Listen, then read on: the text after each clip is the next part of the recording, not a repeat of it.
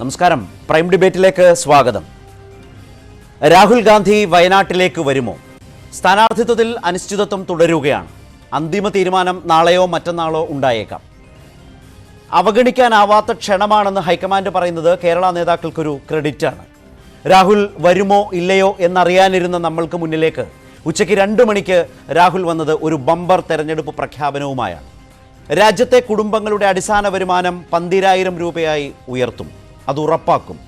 അതീവ ദരിദ്രമായ 5 കോടി കുടുംബങ്ങളിലെ 25 കോടി പേരെ ദാരിദ്ര്യത്തിൽ നിന്നും മുക്തരാക്കാൻ വർഷം 72,000 രൂപ വീതം അവരുടെ അക്കൗണ്ടുകളിൽ എത്തിക്കും. പ്രൈം ഡിബേറ്റ് ചർച്ച ചെയ്യുന്നു. രാഹുൽ ഗാന്ധിയുടെ തെരഞ്ഞെടുപ്പ് വാഗ്ദാനം മികച്ചതോ? FB പോളിലൂടെ പ്രേക്ഷകർക്കും അഭിപ്രായം രേഖപ്പെടുത്താം. രാഹുൽ ഗാന്ധിയുടെ തെരഞ്ഞെടുപ്പ് വാഗ്ദാനം ബമ്പർ ഓഫർ മികച്ചതോ? ചർച്ചയിൽ പങ്കെടുക്കുന്നത് കോൺഗ്രസ് നേതാവ് ശ്രീ അജയ് തറയിൽ, BJP നേതാവ് ശ്രീ VV രാജേഷ്, ദേശാഭിമാനിയുടെ resident editor Shri PM Manoj, മുതിർന്ന മാധ്യമപ്രവർത്തകൻ ശ്രീ സജീവൻ എന്നിവരാണ്. പ്രൈം ഡിബേറ്റ് ആരംഭിക്കുകയാണ്. ശ്രീ അജയ് തറയിൽ, ഇന്നിപ്പോൾ കോൺഗ്രസിന്റെ ഏറ്റവും പ്രധാനപ്പെട്ട തെരഞ്ഞെടുപ്പ് വാഗ്ദാനമാണ് രാഹുൽ ഗാന്ധി അവതരിപ്പിച്ചത്. വളരെ ശ്രദ്ധേയവും രസകരവുമായ രീതിയിലാണ്. ഈ ദിവസം ഇതല്ലാതെ മറ്റൊന്നും സംസാരിക്കില്ല എന്ന് അദ്ദേഹം പറഞ്ഞു. അത്ര വലിയ നിലയിൽ രാജ്യം ഇത് ചർച്ച ചെയ്യണം. ദാരിദ്ര്യ നിർമ്മാർജ്ജനത്തിൻ്റെ അന്തിമ വാഗ്ദാനമാണിത്. ഏറ്റവും ഡൈനാമിക്കാണ്, വളരെ പ്രാക്ടിക്കലാണ് എന്നൊക്കെ അദ്ദേഹം പറഞ്ഞു. 2 ഹിന്ദുസ്ഥാൻ ഉണ്ടാവില്ല ഇനി ദാരിദ്ര്യത്തിൻ്റെ കാര്യത്തിൽ. അല്ലെങ്കിൽ ഏറ്റവും അധികം ഈ മോദി സർക്കാരിനെ നിങ്ങൾ ആക്ഷേപിച്ചത് ഈ ധനികർക്കൊപ്പം നിൽക്കുന്നു എന്ന നിലയിലാണ്. അതേ നാണയത്തിൽ തെരഞ്ഞെടുപ്പിൽ ദരിദ്രർക്കൊപ്പമാണ്, സാധാരണക്കാർക്കൊപ്പമാണെന്ന നിലയിലാണ് ഇപ്പോഴത്തെ ഈ പ്രഖ്യാപനം വന്നിട്ടുള്ളത്. പക്ഷേ ആളുകൾക്കിടയിൽ ഒരു വലിയ സംശയം, ഇത് തെരഞ്ഞെടുപ്പിൽ വോട്ട് തട്ടാനുള്ള വെറുമൊരു തെരഞ്ഞെടുപ്പ് സ്റ്റണ്ട് മാത്രമാണോ? പ്രായോഗികമാണോ? യാഥാർത്ഥ്യബോധമുള്ളതാണോ? ഈ പറഞ്ഞതുപോലെ 12,000 രൂപ മാസവരുമാനം എല്ലാ കുടുംബങ്ങൾക്കും ഉറപ്പാക്കും.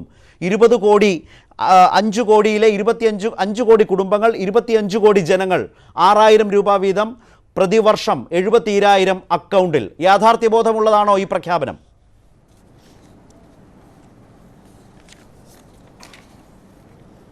ശരത്തെ, 2004 UPA ഗവൺമെന്റ് അധികാരത്തിൽ വന്നപ്പോൾ ആരും പ്രതീക്ഷിച്ചില്ലല്ലോ 75,000 കോടി രൂപ കാർഷിക കടങ്ങൾ എഴുതി തള്ളുമെന്ന്. ഈ രാജ്യത്ത് ഗ്രാമീണ തൊഴിലുറപ്പ് പദ്ധതിയിലൂടെ ഒരാൾക്ക് 150 രൂപ അഷ്വർ ചെയ്തുകൊണ്ട് ഒരു വർഷം അവന് 15,000 രൂപ കൊടുക്കുന്ന ഒരു പദ്ധതി, ഗ്രാമീണ തൊഴിലുറപ്പ് പദ്ധതി ആവിഷ്കരിച്ച് നടപ്പാക്കി. ഈ രാജ്യത്തെ വിദ്യാലയങ്ങളിൽ പഠിക്കുന്ന മുഴുവൻ വിദ്യാർത്ഥികൾക്കും +2 വരെ സൗജന്യ വിദ്യാഭ്യാസം, ഹയർ സെക്കൻഡറി വരെ സൗജന്യ വിദ്യാഭ്യാസം ഈ രാജ്യത്ത് നടപ്പാക്കി. ഏത് തലത്തിൽ വരെയുള്ള വിദ്യാഭ്യാസം സ്ത്രീകൾക്കാണെങ്കിൽ സൗജന്യമായി നടപ്പാക്കിക്കൊണ്ട് കോടാനുകോടി രൂപ ഇന്ത്യയുടെ സ്വത്ത് പാവപ്പെട്ടവർക്കും ദരിദ്രനാരായണന്മാർക്കും അവകാശപ്പെട്ടതാണ് എന്ന പ്രഖ്യാപനത്തിലൂടെ നടപ്പാക്കിയും അത് 10 കൊല്ലം കഴിഞ്ഞ് ഇപ്പോൾ മധ്യപ്രദേശിലെയും രാജസ്ഥാനിലെയും ഛത്തീസ്ഗഡിലെയും ഗവൺമെൻറ്റുകൾ വാഗ്ദാനങ്ങൾ നടപ്പാക്കിക്കൊണ്ടിരിക്കുന്ന ഒരു കാലഘട്ടത്തിൽ രാഹുൽ ഗാന്ധി പറഞ്ഞ ഇന്ത്യക്ക് 20% വരുന്ന ഇന്ത്യയുടെ പോപ്പുലേഷന്, ഇന്ത്യയിലെ 5 കോടി കുടുംബങ്ങൾക്ക് ഈ അനുകൂലം നൽകാൻ ഇന്ത്യയുടെ സമ്പത്ത് ധാരാളമാണ്. ആ ഇന്ത്യയുടെ സമ്പത്തിലെ ഡൈവേർഷനാണ്, ഇന്ത്യയുടെ സമ്പത്തിൻ്റെ വിഭജനമാണ് ഇത്രയും കാലം പല ആളുകൾക്ക് പറ്റിയ അബദ്ധം. പക്ഷേ കോൺഗ്രസ് കഴിഞ്ഞ ദാരിദ്ര്യ നിർമ്മാർജ്ജനം എന്ന ശ്രീമതി ഇന്ദിരാഗാന്ധിയുടെ ആ കാലഘട്ടം മുതൽ ആരംഭിച്ചിരിക്കുന്ന പദ്ധതികളിലൂടെ ഈ രാജ്യത്തെ ഈ സമ്പത്ത് മുഴുവനും സാധാരണക്കാരായ പാവങ്ങളായ ആളുകൾക്ക് എത്തിക്കാൻ കഴിയുന്ന നിരവധി മാർഗങ്ങൾ അവലംബിച്ചിരിക്കുകയാണ്. അത് എങ്ങനെയാണ്, അതിൻ്റെ മോഡസ് ഓപ്പറാൻഡി എങ്ങനെയാണ് എന്ന് ലോകത്തിലെ ഏറ്റവും വലിയ സാമ്പത്തിക വിദഗ്ധരായ ശ്രീ മൻമോഹൻ സിംഗും രാഹുൽ ഗാന്ധിയും കൂടി തീരുമാനിച്ച് അത് ഇംപ്ലിമെൻ്റ് ചെയ്യാൻ പോകുന്നു. അതിനെ പരിഹസിച്ചിട്ട് കാര്യമില്ല. ഇവിടെ നരേന്ദ്രമോദി കഴിഞ്ഞ 5 വർഷം ഇന്ത്യയിലെ സമ്പത്ത് മുഴുവൻ 15 കുടുംബങ്ങൾക്കാണ് കൊടുത്തത്. ആ 15 കുടുംബങ്ങൾക്ക് കൊടുത്ത ഇന്ത്യയുടെ സമ്പത്ത് മാത്രം മതി വരുന്ന 5 കൊല്ലക്കാലം ഈ രാജ്യത്ത് 5 കോടി കുടുംബങ്ങൾക്ക് ദാരിദ്ര്യ നിർമ്മാർജ്ജനത്തിന് വേണ്ടി 15,000 രൂപ വരെ പ്രതിമാസ വരുമാനം കൊടുക്കാൻ. അപ്പോൾ ഇത്രയും പ്രായോഗികമായ, ഇത്രയേറെ ജനങ്ങൾക്ക് ഉപകാരപ്രദമായ ഇതുപോലെ സാമ്പത്തികമായി കാര്യങ്ങൾ വിഭജിച്ചുകൊണ്ട് ഇന്ത്യയിലെ പാവങ്ങൾക്ക് നൽകാൻ കഴിയുന്ന ഒരു സാമ്പത്തിക പരിഷ്കരണം അത് കോൺഗ്രസ് നടപ്പാക്കുക തന്നെ ചെയ്യുമെന്ന് അസന്നിഗ്ധമായ രാഹുൽ ഗാന്ധി പ്രഖ്യാപിച്ചിരിക്കുന്നു. അതാണ് ഈ രാജ്യത്ത് അത് ശരിയാണ്. ഞാൻ വരാം. അജയ് തറയിലേക്ക് വരാം. താങ്കൾ പറഞ്ഞ ആ ഭാഗം ശരിയാണ്. അവസാനത്തെ വാഗ്ദാനം ഇതിൽ പിന്നോട്ട് പോവില്ല, ഇതാണ് ഏറ്റവും വലിയ വാഗ്ദാനം എന്ന ഉറച്ച നിലപാടെടുത്ത് തന്നെയാണ് രാഹുൽ ഗാന്ധി സംസാരിച്ചത്. ഞാൻ ആദ്യം സൂചിപ്പിച്ചത് അത് തന്നെയാണ്. വി വി രാജേഷ്, ഇന്ത്യക്ക് ഈ വലിയ പദ്ധതി നടപ്പാക്കാൻ കഴിയുന്ന സമ്പത്തുണ്ട്. ആ സമ്പത്ത് ദരിദ്രരിലേക്ക്, സാധാരണക്കാരിലേക്ക് എത്തിക്കുക മാത്രമേ ചെയ്യേണ്ടതുള്ളൂ. അതിനുള്ള ഇച്ഛാശക്തി തങ്ങൾക്കുണ്ട് എന്ന് തെളിയിക്കാൻ പോവുകയാണ് എന്നാണ് പറയുന്നത്. തെരഞ്ഞെടുപ്പിൽ ഒരു സംശയവും വേണ്ട, അതൊരു വലിയ പ്രഖ്യാപനം തന്നെയാണ്, ഒരു ബമ്പർ ഓഫർ തന്നെയാണ്. ഇതിനെ എങ്ങനെ ബി.ജെ.പിക്ക് മറികടക്കാനാകും എന്നതാണ് ആദ്യ ചോദ്യം. അല്ല ശരത്ത്, ഇന്നത്തെ ചർച്ച രാഹുൽ ഗാന്ധി വയനാട്ടിൽ വരുമോ ഇല്ല എന്നുള്ള ചർച്ച മാറി കിട്ടിയല്ലോ. അതിന്റെ പുറകെ ഉണ്ട്. അല്ലല്ല ഇപ്പോൾ ആദ്യം നമ്മൾ ഇതാണല്ലോ ചർച്ച ചെയ്യുന്നത്. കോൺഗ്രസിന്റെ കഴിഞ്ഞ രാഹുൽ ഗാന്ധി വയനാട്ടിൽ വന്നാലും ഇല്ലെങ്കിലും ഇത്തരം സാധാരണക്കാരന്റെ ജീവിതത്തെ അഡ്രസ് ചെയ്യുന്ന എന്തെങ്കിലും പുതിയൊരു ആശ്വാസം ആരെങ്കിലും പറഞ്ഞാൽ ആദ്യം ചർച്ച ചെയ്യും. ഞാനും വളരെ സന്തോഷം. ബി.ജെ.പി ആയാലും അങ്ങനെ ആ പ്രകടന പത്രിക അങ്ങനെ വരട്ടെ എന്നാണ് ഞാൻ ആഗ്രഹിക്കുന്നത്. എന്തായാലും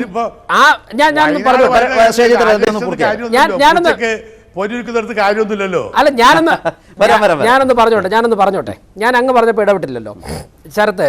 കോൺഗ്രസിന് 2-3 ദിവസമായിട്ട് ദേശീയ തലത്തിൽ നടക്കുന്ന ചർച്ച ഒന്ന് മാറ്റിവിടണം. കാരണം ഈ പേരിവിടെ പറഞ്ഞു പോയി വലിയ അബദ്ധത്തിലായി. CPM-ന്റെ സമ്മർദ്ദമുണ്ട് രാഹുൽ വയനാട്ടിൽ വരരുത് എന്നുള്ളതുകൊണ്ട്.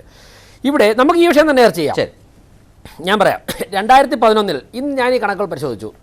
മൊണ്ടേക് സിംഗ് അലുവാലിയ പ്ലാനിംഗ് കമ്മീഷന്റെ ഉപാധ്യക്ഷനായപ്പോൾ സുപ്രീം കോടതിയിൽ അഫിഡവിറ്റ് കൊടുത്തിരുന്നു. അന്ന് നഗരങ്ങളിൽ 32 രൂപയ്ക്ക് താഴെ ചിലവാക്കുന്നവരും ഗ്രാമങ്ങളിൽ 26 രൂപയ്ക്ക് താഴെ ചിലവാക്കുന്നവരുമാണ് ദാരിദ്ര്യരേഖയ്ക്ക് താഴെ വന്നിരുന്നത്. അങ്ങനെ 40 കോടി പേർ ദാരിദ്ര്യരേഖയ്ക്ക് താഴെയാണെന്ന് സുപ്രീം കോടതി അഫിഡവിറ്റ് കൊടുത്തിട്ടുണ്ട്. അതായത് ഒരു മാസം 965 രൂപ നഗരങ്ങളിൽ, 781 രൂപ ഗ്രാമങ്ങളിൽ. സുരേഷ് ടെണ്ടുൽക്കറിൻ്റെ സമിതിയായിരുന്നു ഇത് നിർണയിച്ചിരുന്നത്.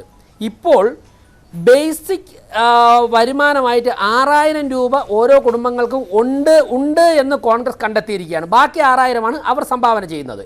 അങ്ങനെയാണെങ്കിൽ 2014 മുതൽ 2019 വരെ നരേന്ദ്രമോദി ഭരിച്ച 5 വർഷം കൊണ്ട് ഒരു ശരാശരി വരുമാനം 965 നിന്നും 6000 മാറിയിരിക്കുന്നു. കോൺഗ്രസ് ഭരിച്ച 60 വർഷം കൊണ്ട് 965 രൂപയായിരുന്നു ശരാശരി വരുമാനമെങ്കിൽ ഇപ്പോൾ അത് 5000 രൂപ 5 വർഷം കൊണ്ട് വർദ്ധിച്ചിരിക്കുന്നുവെന്ന് നിങ്ങൾ തന്നെ സമ്മതിക്കുക. നിങ്ങളുടെ അഫിഡവിറ്റിനെ സാധൂകരിച്ചുകൊണ്ട് ഞാൻ സമ്മതിക്കുന്നത്. അങ്ങനെയാണെങ്കിൽ ഈ ഭരണമല്ലേ നല്ലത്? 5 വർഷം 60 വർഷം കൊണ്ട് 965 രൂപ സമ്പാദിക്കുന്ന ഒരാളിന് 5 വർഷം കൊണ്ട് 5000 രൂപ സമ്പാദിക്കാൻ കഴിഞ്ഞുവെങ്കിൽ ആ ഗവൺമെൻറ്റിൽ തുടരേണ്ടത് എന്ത് അർത്ഥശൂന്യമായ പ്രഖ്യാപനമാണ് ഈ പറഞ്ഞ. ഇന്ന് ഇന്ത്യൻ നാഷണൽ കോൺഗ്രസ് പ്രഖ്യാപിച്ച ഈ പദ്ധതി നടപ്പിലാക്കണമെങ്കിൽ ഇന്ത്യയുടെ വാർഷിക ബഡ്ജറ്റിൻ്റെ 13% വേണ്ടി വരും. ഒരു ഫ്രേസ് ഉണ്ട്, there is nothing called free meal. നമുക്ക് പണം കിട്ടണമെങ്കിൽ ആർക്കും സൗജന്യമായിട്ടൊരു ഗവൺമെൻറ്റിന് പണം കൊടുക്കാൻ എക്കണോമിക്സിൽ സാധിക്കുകയില്ല. എവിടെന്നെങ്കിലും എടുത്തു കൊടുക്കണം. ഇന്ത്യയുടെ വാർഷിക ബഡ്ജറ്റിൻ്റെ 13% മാറ്റിവെച്ചാൽ മാത്രമേ ഈ സ്വപ്ന പദ്ധതി നടപ്പിലാക്കാൻ സാധിക്കുള്ളൂ. ജനങ്ങൾക്ക് പണം കിട്ടണമെങ്കിൽ ഞങ്ങൾക്ക് സന്തോഷം മാത്രമേ ഉള്ളൂ. പക്ഷേ ആ 13% പണം എവിടെ നിന്ന് കണ്ടെത്തും? ഇനി ഒരു പോയിന്റ് കൂടി, ഇന്ന് അരുൺ ജെയ്റ്റ്ലി ചോദിച്ച ഒരു പോയിന്റ് കൂടി ഞാൻ അങ്ങോട്ട് ചോദിക്കാം. അങ്ങനെ അതിന് മറുപടി തന്നെ. 1971 തെരഞ്ഞെടുപ്പിനെ ഇന്ദിരാഗാന്ധി നേരിട്ടത് ഗരീബി ഹഠാവോ എന്ന് പറഞ്ഞുകൊണ്ടാണ് ഇന്ദിരാഗാന്ധി നേരിട്ടത്. ദാരിദ്ര്യം മാറ്റാൻ സാധിച്ചില്ലെന്ന് മാത്രമല്ല, ദാരിദ്ര്യം സംഭാവന ചെയ്യുകയായിരുന്നു 71 ശേഷം ഇന്ന് വരെ കോൺഗ്രസ്. അതുകൊണ്ടാണല്ലോ ഇപ്പോൾ കോൺഗ്രസിന് വീണ്ടും ഞങ്ങൾ ദാരിദ്ര്യം മാറ്റാമെന്ന് പറയേണ്ടത്. അതുകൊണ്ട് തന്നെ കാലാനുസൃതമായ ഒരു രാഷ്ട്രത്തിൽ ഉണ്ടാകുന്ന പുരോഗതിക്കപ്പുറം കോൺഗ്രസിന്റെ ഭരണം കൊണ്ട് ഒരു നേട്ടം ഉണ്ടാകാൻ സാധിച്ചില്ല. അതുകൊണ്ടാണ് നടപ്പിലാക്കാൻ സാധിക്കാത്തൊരു പ്രഖ്യാപനം ഇന്ന് നിങ്ങൾക്ക് നടത്തേണ്ടി വന്നു. നിങ്ങൾക്ക് ഉത്തമ വിശ്വാസമുണ്ട്, ഒരിക്കലും കോൺഗ്രസ് ഗവൺമെന്റ് ഇനി അധികാരത്തിൽ വരാൻ പോകുന്നില്ല. അതുകൊണ്ട് ഈ പദ്ധതി നടപ്പിലാക്കേണ്ട ആവശ്യവുമില്ല. ഇതിനകത്ത് വി വി രാജേഷ്, 2 കാര്യങ്ങളേ ഉള്ളൂ. ഞാൻ മറ്റുള്ളവരിലേക്ക് പോകുമ്പോൾ ഒരു ലളിതമായ മറുപടി. ഒന്ന്, ഈ പണം എങ്ങനെ കണ്ടെത്തും? ഈ സ്വപ്ന പദ്ധതി നടപ്പാക്കാനുള്ള പണം എങ്ങനെ കണ്ടെത്തുമെന്ന് നിങ്ങൾ ചോദിച്ചാൽ നിങ്ങളെപ്പോലും അമ്പരപ്പിച്ച ഒരു പ്ലാൻ അതിലുണ്ട് എന്നാണ് ഒന്നാമത്തെ സൂചന. 2, ഈ പറഞ്ഞ ദാരിദ്ര്യ നിർമ്മാർജ്ജനം എന്ന് പറയുന്ന ആ പഴയ മുദ്രാവാക്യത്തെ 5 വർഷം ഭരിച്ച മോദി ഭരണത്തിന് ശേഷം പൊടി തട്ടി കോൺഗ്രസ് എടുക്കുമ്പോൾ അതിലൊരു രാഷ്ട്രീയ കൗശലമുണ്ട്. തൊഴിലില്ലായ്മ 42 വർഷത്തെ ചരിത്രത്തിൽ ഏറ്റവും ഉയർന്ന നിരക്കിൽ, ദാരിദ്ര്യം അതിൻ്റെ കൊടുമുടിയിൽ എന്ന് നിൽക്കും. ഇപ്പോൾ ഉദാഹരണത്തിന് നിങ്ങൾ 6000 രൂപ വീതം കർഷകർക്ക് കൊടുക്കാൻ PM കിസാൻ പദ്ധതിയിലൂടെ തീരുമാനിച്ചല്ലോ. എന്ന് വെച്ചാൽ പ്രതിദിനം എത്രയാണ്? 17 രൂപയാണ് നിങ്ങളിട്ട വില കർഷകന്. ആ 6000 രൂപയിൽ നിന്ന് 12000-ത്തിലേക്കാണ് കോൺഗ്രസിന്റെ ഷിഫ്റ്റ്. ആ നിലയിലൊക്കെ കണക്കിന് ഈ പുതിയ കാലത്ത് ഒരുപാട് മൂല്യങ്ങളുള്ളതാണ്, ചെറുതാക്കി കാണരുത്. ശരത്ത്, ഞങ്ങൾ കൊടുത്ത കണക്കാണ് ശരത്ത് പറയുന്നത്. BJP ഗവൺമെന്റ് ജനങ്ങളുടെ കയ്യിൽ എത്തിച്ച കണക്കാണ് ശരത്ത് പറയുന്നത്. ഇത് കൊടുക്കുമെന്ന് പറയുന്നത് 44 അംഗസംഖ്യ മാത്രമുള്ള കോൺഗ്രസ് ഭാവിയിൽ ഭരണത്തിൽ വന്നു അത് എത്ര പറയാം, 72,000 പറഞ്ഞ 7 ലക്ഷം രൂപ കൊടുത്തു എന്ന് പറഞ്ഞോ. നിങ്ങൾ ഭരണത്തിൽ വന്നതിന് ശേഷം അത് ആളുകൾ ചോദിക്കും. ഇപ്പോൾ മോദി സർക്കാരിനോട് ചോദിച്ചില്ലേ, കള്ളപ്പണം തിരികെ കൊണ്ടുവന്ന് 15 ലക്ഷം ഞങ്ങളുടെ അക്കൗണ്ടിൽ ഇട്ട് തരും എന്ന് പറഞ്ഞത് എവിടെ? എല്ലാ കാലത്തെയും വലിയ ട്രോളായി നിങ്ങൾ കണ്ടുകൊണ്ടിരിക്കും. എന്തെല്ലാം ട്രോൾ പൊളിറ്റിക്കൽ ഇപ്പൊ കേൾപ്പിക്കൂ മോദി അങ്ങനെ പറഞ്ഞത്. അല്ല, ഞാൻ പറയാ, ആ സാമൂഹ്യ അന്തരീക്ഷത്തിൽ ഈ രാഹുൽ ഗാന്ധി ഇത് ജീവിതകാലം മുഴുവൻ കേൾക്കേണ്ടി വരും. ആവർത്തിച്ചാണ് ഇന്ന് അദ്ദേഹം അത് പറഞ്ഞത്. 72,000 രൂപ അക്കൗണ്ടിൽ തരും, ഇട്ട് തരുമെന്ന് പറഞ്ഞാൽ അത് രാഹുൽ ഗാന്ധിയുടെ ജീവിതകാലം മുഴുവനുള്ള ഈ കോൺഗ്രസ് പാർട്ടി ഉള്ളിടത്തോളം കാലം ഏറ്റെടുക്കുന്ന ഒരു ബാധ്യതയാണ് അധികാരത്തിൽ വന്നാൽ. ശരത്ത്, ഞാൻ നേരത്തെ പറഞ്ഞല്ലോ, അലുവാലിയെ കൊടുത്ത് അവരുടെ സമയത്ത് അന്ന് കേട്ട പഴി ഓർമ്മയുണ്ടല്ലോ. ഞാൻ പറയട്ടെ, മുണ്ടേ സിംഗ് അലുവാലിയുടെ സമയത്ത് അതൊക്കെ കൊണ്ട് തന്നെയാണ് ആ സർക്കാർ പുറത്തു പോയത്. അല്ല, സുപ്രീം കോടതിയിൽ കൊടുത്ത അഫിഡവിറ്റ് രേഖകളിലുണ്ട്. ഞാൻ രേഖകൾ അങ്ങനെയാണെങ്കിൽ കഴിഞ്ഞ 5 വർഷം കൊണ്ട് ഓരോരുത്തർക്കും 5,000 രൂപയുടെ വർധനവ് ഇൻകത്തിൽ ഉണ്ടായെന്ന് സമ്മതിക്കേണ്ടതല്ലേ? അല്ല, ആ പോയിന്റ് എനിക്ക് മനസ്സിലായി. ഞാൻ പറഞ്ഞത് തിരിച്ചറിവോടെ കോൺഗ്രസ് ജീവിതത്തെ കാണുന്നു എന്നാണ് ഞാൻ പറഞ്ഞത്. സാധാരണക്കാരന്റെ ജീവിതത്തിൽ 5 വർഷം കൊണ്ട് ഗവൺമെന്റ്, നരേന്ദ്രമോദി ഗവൺമെന്റ് പ്രവർത്തന ഫലമായി 5,000 രൂപയുടെ വർധന ഉണ്ടാക്കാൻ ആ ഗവൺമെന്റ് ഭരണത്തിൽ വരേണ്ടത്. ശ്രീ പി എം മനോജ് 5 വർഷം കൊണ്ട് എവിടെ ഉണ്ടായി? എന്തേ? അല്ല, അങ്ങയുടെ പാർട്ടി സമ്മതിച്ചിരിക്കുക 6,000 രൂപ മിനിമം വരുമാനം ഉണ്ടെന്ന് കണക്കാക്കിക്കൊണ്ടാണ് ഞങ്ങൾ ബാക്കി 6,000 രൂപ കൊടുക്കുന്നത്. അങ്ങനെ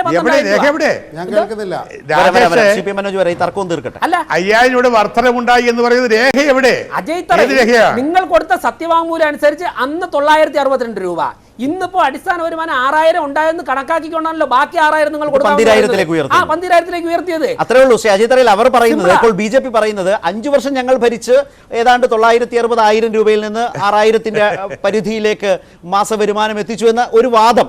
അത് നിങ്ങൾ അംഗീകരിച്ചത് കൊണ്ടാണല്ലോ 6,000 എന്ന് പറയുന്നത് പ്രതിമാസ വരുമാനം 12,000 വെറും 5 വർഷം കൊണ്ട് ചെയ്തതാണ്. കോൺഗ്രസ് 60 വർഷം ഭരിച്ചത് 900 പോലും ആയില്ല എന്നാണ് പറഞ്ഞത്. അല്ലല്ല 5 വർഷം കൊണ്ടല്ല, അവര് 3 മാസം കൊണ്ട് ചെയ്ത കാര്യമാണ്. 6,000 രൂപ കൊടുക്കുമെന്ന് പറഞ്ഞിട്ട് കുറെ ആളുകൾക്ക് 2,000 രൂപ കൊടുത്തു. അല്ലാതെ അത് 3 മാസം കൊണ്ട് ചെയ്ത കാര്യമാണ്, 5 വർഷം കൊണ്ടല്ല. 2000ന്റെ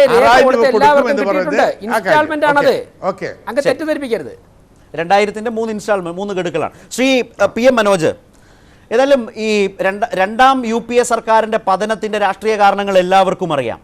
കോൺഗ്രസിന്റെ സാമ്പത്തിക നയങ്ങളെ നഖശിഖാന്തം എതിർക്കുകയാണ് ഇടതുപക്ഷം, വിശേഷിച്ച് CPM അടക്കം. എന്നിരിക്കെ ഇപ്പോൾ രാഹുൽ ഗാന്ധി കാഴ്ചവെക്കുന്ന ഈ തിരിച്ചറിവ് അത് സ്വാഗതം ചെയ്യേണ്ടതല്ലേ? മാനുഷിക മുഖമുള്ള ഒരു സാമ്പത്തിക നയത്തിലേക്ക് പോകാതെ തരമില്ല എന്ന് രാഹുൽ ഗാന്ധി സമ്മതിക്കുകയല്ലേ? അതിനെ സ്വാഗതം ചെയ്യുമോ? അങ്ങനെ അതിനെ കാണാൻ പ്രയാസമുണ്ട്. 48ാം വാർഷികമാണ്. ഗരീബി ഹഠാവോ എന്ന മുദ്രാവാക്യം ഇന്ദിരാഗാന്ധി ഉയർത്തിയതിൻ്റെ 48ാം വാർഷികമാണ്. അന്ന് ഈ ദാരിദ്ര്യ നിർമ്മാർജ്ജനം ചെയ്യുമെന്നാണ് ഇവർ പറഞ്ഞത്. ഇന്നും അതുതന്നെയാണ് പറയുന്നത്. ഇതിലിടക്ക് ഭരിച്ചത് ഇവർ രണ്ടുപേരും മാറിയാണ്.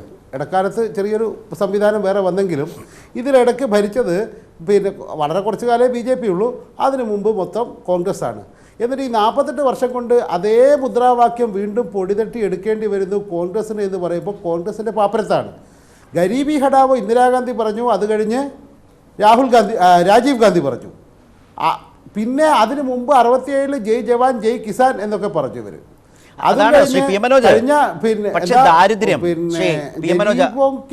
കോൺഗ്രസിന്റെ പരാജയം അക്കാര്യത്തിൽ യാഥാർത്ഥ്യബോധത്തോടെ അംഗീകരിച്ചാൽ തന്നെ ശ്രീ പി എം മനോജ്, അദ്ദേഹം പറയുന്നത് ഈ ദാരിദ്ര്യ നിർമ്മാർജ്ജന പദ്ധതിയിലെ അന്തിമ പദ്ധതിയാണിത്. ഇങ്ങനെ അക്കൗണ്ടിൽ എത്തിക്കും, വരുമാനം ഉറപ്പാക്കും, ഇങ്ങനെ എല്ലാവർക്കും പണം കൊടുക്കുമെന്നല്ല, വരുമാനം ഉറപ്പാക്കുമെന്നാണ് പറഞ്ഞത്.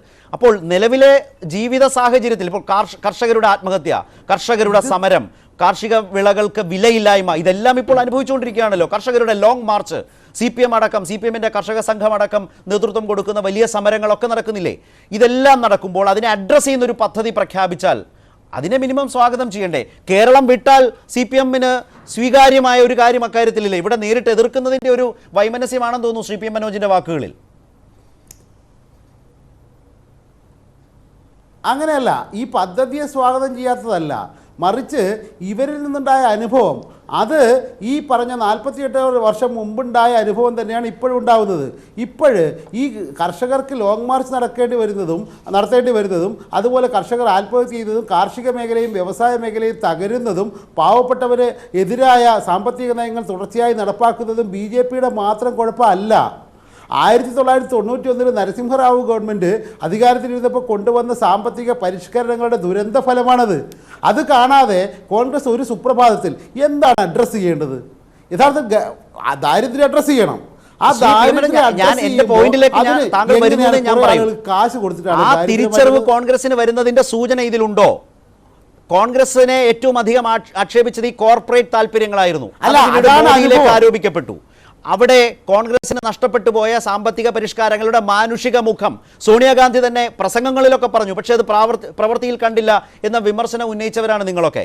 ആ മാനുഷിക മുഖത്തിലേക്ക് കർഷക ജീവിതത്തെ, സാധാരണ ജീവിതത്തെ, ദാരിദ്ര്യത്തെ കാണേണ്ടി വരുന്നു രാഹുൽ ഗാന്ധിക്കുന്നുണ്ടോ? അല്ല ശരത്തെ, ഈ ദാരിദ്ര്യത്തെ കണ്ടുകൊണ്ടുള്ള തെരഞ്ഞെടുപ്പ് വാഗ്ദാനങ്ങൾ എക്കാലത്തെയും കോൺഗ്രസിന്റെ പതിവായിരുന്നു.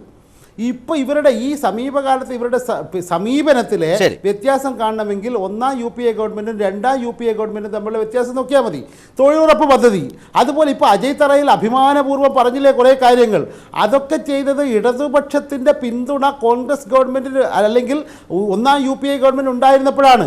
2ാം UPA ഗവൺമെൻറ് വന്നപ്പോൾ എങ്ങനെയാണ് അറിയപ്പെട്ടത്? ഇന്ത്യ രാജ്യത്ത് ഏറ്റവും വലിയ അഴിമതികൾ നടത്തുന്ന ഗവൺമെൻറ് ആയിട്ടാണ്. അതുകൊണ്ടാണ് വലിച്ചെറിഞ്ഞത് ജനം. അതുകൊണ്ടാണ് 33% വോട്ട് മാത്രം നേടിയ NDAക്ക് ഇപ്പോൾ 5 വർഷം ഭരിക്കാൻ കഴിഞ്ഞത്. കോൺഗ്രസിന്റെ അഴിമതി കൊണ്ടാണ്. കോൺഗ്രസ് ഈ തെരഞ്ഞെടുപ്പ് വാഗ്ദാനങ്ങൾ തെരഞ്ഞെടുപ്പ് കാലത്ത് മാത്രമുള്ളതാണ്, അത് കഴിഞ്ഞ് പിന്നെ മിണ്ടാനുള്ളതല്ല. ഇത് BJPക്കും ബാധകമാണ്. ഇപ്പോൾ 15 ലക്ഷത്തിന്റെ കഥ പറഞ്ഞല്ലോ. ഈ തെരഞ്ഞെടുപ്പിന് മറുപടി പറയണ്ടേ? എവിടെ 15 ലക്ഷം? നിങ്ങൾ സാങ്കേതികത്വമാണല്ലോ പറയുന്നത്, അക്കൗണ്ടിൽ ഇട്ടോ ഇല്ലയോ? പക്ഷെ നിങ്ങൾ കള്ളപ്പണം പിടിച്ചു കൊണ്ടുവന്ന് സാധാരണക്കാരന് ജനങ്ങൾക്ക് കൊടുക്കുമെന്ന് പറഞ്ഞവരല്ലേ. അപ്പോൾ ഇവർ തുടർച്ചയായിട്ട് ഇങ്ങനെ ഓരോ തെരഞ്ഞെടുപ്പ് കഴിഞ്ഞ ദിവസം കള്ളപ്പണത്തിന്റെ വിഹിതം പിടിച്ചു കൊണ്ടുവന്ന് തന്നില്ലെങ്കിലും ഈ കള്ളന്മാരെ തിരിച്ചു കൊണ്ടുവന്നാൽ മതി എന്നാണ് രാജ്യം ആഗ്രഹിക്കുന്നത്. ഒരു വിജയ് മല്യയെയും നീരവ് മോദിയൊക്കെ ഒന്ന് നാട്ടിൽ കൊണ്ടുവന്നാൽ മതിയായിരുന്നു എന്ന് ആഗ്രഹിക്കുന്ന നിലയിലേക്ക് കാര്യങ്ങൾ മാറി. പ്രശ്നമുണ്ട്. പിന്നെ അല്ല ശരത്തെ, ഒരു കാര്യം കൂടിയുണ്ട്. ഈ കോൺഗ്രസ് ഉൾപ്പെടെയുള്ള ആളുകൾ എന്താ പറയുന്നത്? ഒരു ദിവസം മിനിമം 600 രൂപ മിനിമം വേതനം കിട്ടണമെന്നാണ്.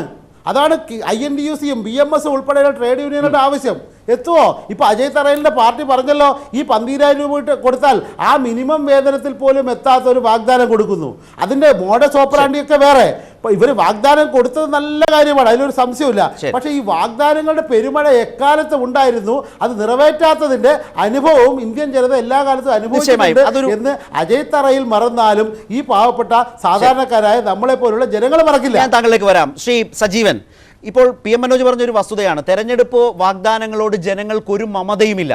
കാരണം ഇത് തെരഞ്ഞെടുപ്പ് കാലത്ത് പ്രഖ്യാപിക്കാനുള്ളത് മാത്രമാണ്, അതിനപ്പുറത്തേക്ക് ഒരു ആത്മാർത്ഥതയും പലപ്പോഴും ഭരണത്തിൽ പ്രകടമാകില്ല എന്ന പൊതുവിമർശനം ഉണ്ട്. അതാണ് ശ്രീ PM മനോജ് ഉന്നയിച്ചതും. പക്ഷേ പുതിയ സാഹചര്യത്തിൽ ഇപ്പോൾ കള്ളപ്പണത്തിൻ്റെ കാര്യത്തിൽ ഈ സർക്കാരിനെ, മോദി സർക്കാരിനെ ഏറ്റവും അധികം വേട്ടയാടുന്ന വിധത്തിൽ ചോദിച്ച ചോദ്യം നേരത്തെ VV രാജേഷിൻ്റെ മറുപടി അതിൽ കണ്ടല്ലോ എന്ന് ചോദിക്കുന്നത് പോലെ പുതിയ കാലത്ത് സാമൂഹ്യ മാധ്യമങ്ങളും ഒക്കെ സജീവമായി ജനങ്ങളെല്ലാം പരസ്പരം ഇക്കാര്യങ്ങളിൽ ഇടപെടുന്നൊരു കാലത്ത് ഓരോ വാഗ്ദാനവും വലിയ ഉത്തരവാദിത്വമാണ്. ആ നിലയിലാണ് രാഹുൽ ഗാന്ധി ഇന്ന് പറഞ്ഞത് 72,000 രൂപ അക്കൗണ്ടിലെത്തിക്കും അതീവ ദാരിദ്ര്യ മേഖലയിലുള്ള 5 കോടി കുടുംബങ്ങൾ. അതുപോലെ തന്നെ അടിസ്ഥാന വരുമാനം 12,000 ഉയർത്തും, വരുമാനം ഉറപ്പാക്കും എന്നാണ് പറഞ്ഞത്. എന്ന് പറഞ്ഞാൽ തൊഴിലവസരം സൃഷ്ടിക്കും എന്ന് പറയുന്ന ഒരു വലിയ കാര്യമുണ്ട്. ആ നിലയിൽ ഈ തെരഞ്ഞെടുപ്പിനെ ശരിയായ നിലയിൽ ജനങ്ങൾ ചർച്ച ചെയ്യുന്നതിനുള്ള ഒരു സാഹചര്യം ഈ പ്രഖ്യാപനങ്ങൾ വഴി തുറക്കുമോ?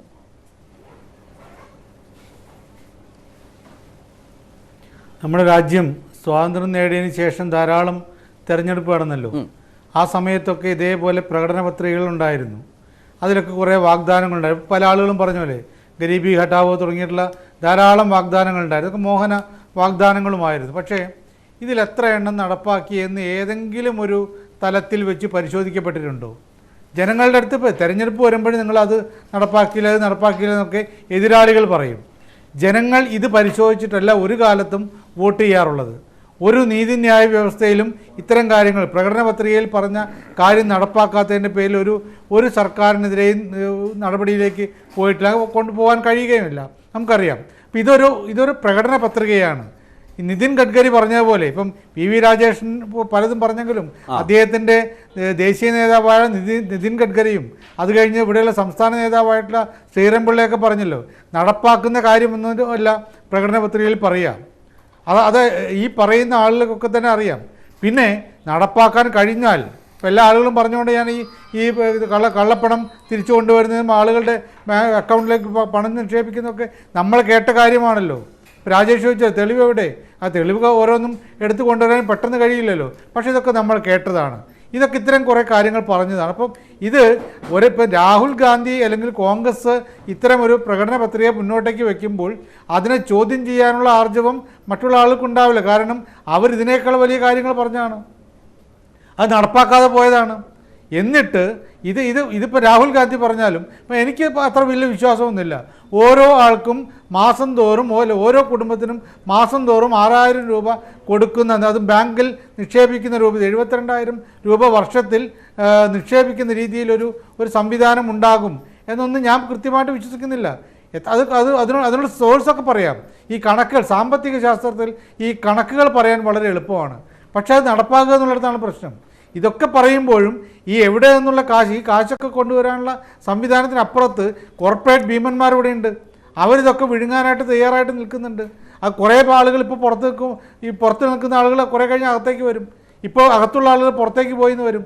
ഇതൊക്കെ ഉണ്ടാകുമ്പോഴും പിന്നീട് പ്രതീക്ഷ, ജനത്തിന് ഇത്തരം കാര്യങ്ങൾ വരുമ്പോൾ, ഇത്തരം തെരഞ്ഞെടുപ്പുകൾ വരുമ്പോൾ പ്രതീക്ഷ നൽകാൻ വേണ്ടിയുള്ള ചില കാര്യങ്ങൾ അത് നടപ്പാക്കിയാൽ ഇപ്പം എന്റെ ഒരു സംശയം, ഈ തെരഞ്ഞെടുപ്പ് കാലത്തെ തട്ടിപ്പ് പഴയ പോലെ ആവർത്തിക്കാനാകുമോ? ആളുകൾ മുഖത്ത് കൈ ചൂണ്ടി ചോദിക്കുന്ന ഒരു കാലത്തല്ലേ നമ്മളൊക്കെ ജീവിക്കുന്നത്. അത് ഈ നേതാക്കൾക്ക് എല്ലാ കാലവും വലിയൊരു ഉത്തരവാദിത്വമല്ലേ? ഇപ്പോൾ തന്നെ ഈ കള്ളപ്പണത്തിന്റെ വിഹിതം നമ്മൾ ചോദിച്ചുകൊണ്ടേയിരിക്കുന്നത് എന്തുകൊണ്ടാണ്? അതിലും ശക്തമായ ചോദ്യം രാഹുൽ ഗാന്ധിക്ക് നേരിടേണ്ടി വരില്ലേ അധികാരത്തിലെത്തിയാൽ?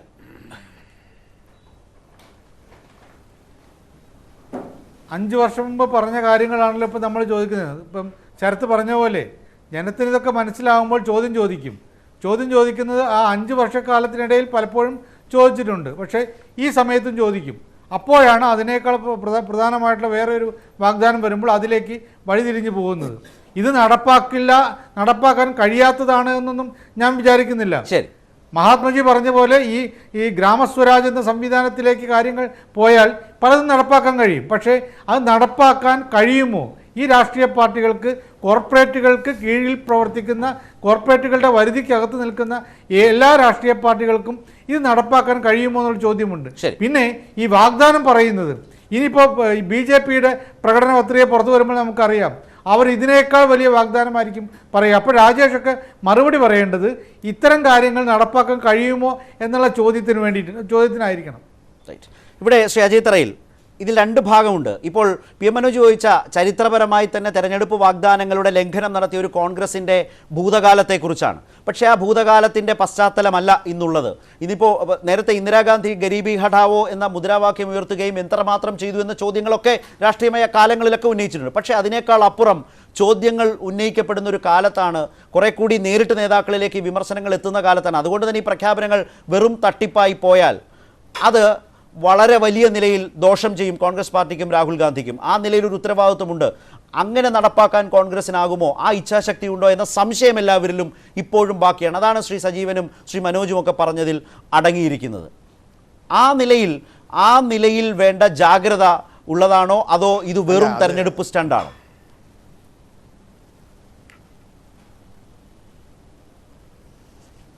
അല്ല, രാഷ്ട്രീയമായ വീക്ഷണമുള്ളവർക്കൊക്കെ അത്തരം ചോദ്യങ്ങൾ ചോദിക്കാം, സംശയങ്ങളുണ്ടാവും. തീർച്ചയാണ് അത് അവരുടെ തെറ്റ് അവർ പറയാൻ പറ്റില്ല. പക്ഷേ ലോകത്തിലെ ഏറ്റവും സത്യസന്ധനായ ഒരു രാഷ്ട്രീയ നേതാവാണ് എന്ന് ഇന്ന് ലോകത്തെ എല്ലാവരും പരക്കെ അംഗീകരിച്ചിരിക്കുന്ന ശ്രീ രാഹുൽ ഗാന്ധി. അദ്ദേഹം വളരെ അസംഖ്യതമായി പറഞ്ഞു. ഞാൻ ചോദിക്കട്ടെ, 1978 ശ്രീമാൻ AK ആന്റണി കേരളത്തിൽ തൊഴിലില്ലായ്മ വേതനം പ്രഖ്യാപിച്ചപ്പോൾ ഇവരൊക്കെ എങ്ങനെ കൊടുക്കാൻ പറ്റുമെന്ന് ചോദിച്ചവരാണ് ഇവരൊക്കെ. അതുപോലെ ഗ്രാമീണ തൊഴിലുറപ്പ് പദ്ധതിയിലൂടെ എത്ര കോടാനുകോടി രൂപ പ്രഖ്യാപിച്ചപ്പോൾ മൻമോഹൻ സിംഗിൻ്റെ ബഡ്ജറ്റിലൂടെ 2000 കോടി രൂപ 20,000 കോടി രൂപയാണ് ഭാരത് നിർമ്മാൺ എന്ന് പറയുന്ന പദ്ധതിക്ക് വേണ്ടി ചെലവാക്കാൻ ബഡ്ജറ്റ് ചെലവാക്കിയത്. അന്ന് ഇവരൊക്കെ പരിഹസിച്ചവരാണ്. ഈ മനോജ് കാണുന്ന ദാരിദ്ര്യം എന്ന് പറയുന്നത് പശ്ചിമ ബംഗാളിൻ്റെ അവസ്ഥ വെച്ചുകൊണ്ടാണ്. ഈ പശ്ചിമ ബംഗാളിൻ്റെ അവസ്ഥ വെച്ചുകൊണ്ടുള്ള ഒരു ദാരിദ്ര്യത്തെക്കുറിച്ച് നമുക്കാകെ ചിന്തിക്കാൻ കഴിയില്ല. കാരണം അത് ഒരു കാലത്ത് രക്ഷപ്പെടാൻ കഴിയാത്തൊരവസ്ഥയിലേക്ക് ആ രാജ്യം ഭരിച്ച് അവരുടെ സാമ്പത്തിക നിലയും അവരുടെ ക്രയശേഷിയും ഇല്ലാതാക്കിയ ഒരു ജനതയെക്കുറിച്ചല്ല ഞാൻ പറഞ്ഞത്. ഇന്ദിരാഗാന്ധി 69കളിൽ ഈ രാജ്യത്ത് ഹരിത വിപ്ലവം കൊണ്ടുവന്നു. ഈ രാജ്യത്തെ നെല്ലും ഗോതമ്പും ഉൽപ്പാദിപ്പിച്ചുകൊണ്ട് ലോകത്തെ ഏറ്റവും വളരെ സുഭിക്ഷമായ ഒരു കാലത്തിലൂടെയാണ് കോൺഗ്രസ് സർക്കാർ നയിച്ച് പുരോഗമനത്തിലേക്ക് കൊണ്ടുവന്നതെന്ന് തോന്നുന്നു. അല്ലല്ല, ഗരീബി ഘടാവോ എന്ന് ശ്രീമതി ഗാന്ധി പറയുമ്പോൾ, ഗരീബി ഘടാവോ എന്ന് പറയുന്ന സമയത്ത് 66 കോടി ജനങ്ങളാണ് ഇന്ത്യയിലുള്ളത്. അവിടെ നിന്ന് ഇപ്പോൾ 120 കോടി ജനങ്ങളിലേക്ക് ഈ രാജ്യത്തെ ജനസംഖ്യ വളർന്നു. ആ ശ്രീമതി ഗാന്ധി 77-ൽ സ്ഥാനഭ്രഷ്ടനാക്കിയ സാഹചര്യം ഉണ്ടായി.